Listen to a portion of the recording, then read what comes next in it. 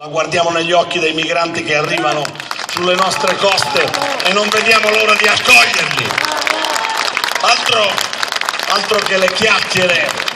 di chi gioca con la paura delle persone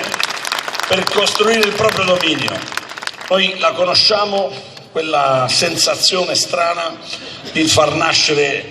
tra le pietre gli ulivi, di far nascere tra le pietre il motivo del nostro sostentamento. Noi abbiamo fatto della scarsità, l'abbiamo fatto insieme tra pugliesi e lucani, abbiamo fatto della scarsità la tecnologia di sopravvivenza dell'umanità nel futuro, nel terzo millennio. Noi sappiamo come fare le nozze con i fichi secchi, sappiamo come campare con le mandorle, i fichi secchi, l'olio d'oliva e le frisse, sappiamo come si tiene la schiena dritta anche davanti a Marchionne, detto proprio chiaramente, e sappiamo anche quanto è importante la scuola pubblica, lo dico con chiarezza, perché in questo luogo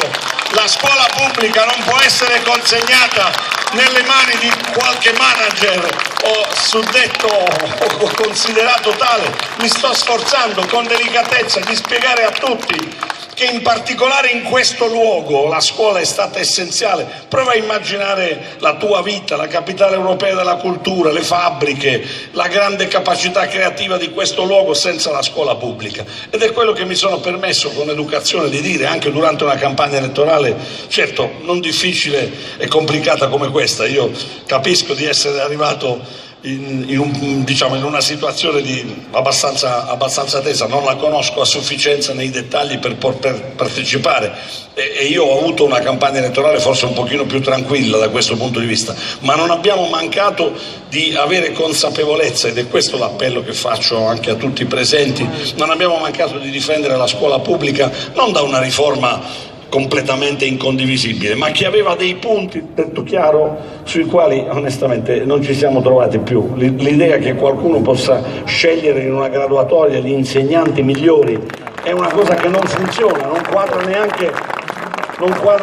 con la Costituzione della Repubblica. L'idea che il piano dell'offerta formativa di una scuola possa essere ispirato da una persona e approvato dagli altri, sono tutte cose che non hanno, e come d'altra parte dobbiamo anche prendere atto che qui ci sono, chissà quanti ce ne sono qui in piazza, di insegnanti cosiddetti precari,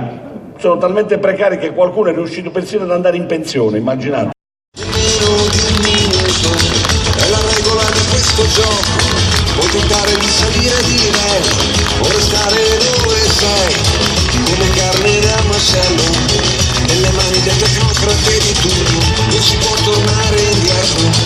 le strade sono piene di vetri, macerie di un passato che un giorno era stato un futuro entusiasmante, quante cose non ci siamo detti, per paura di non essere capiti.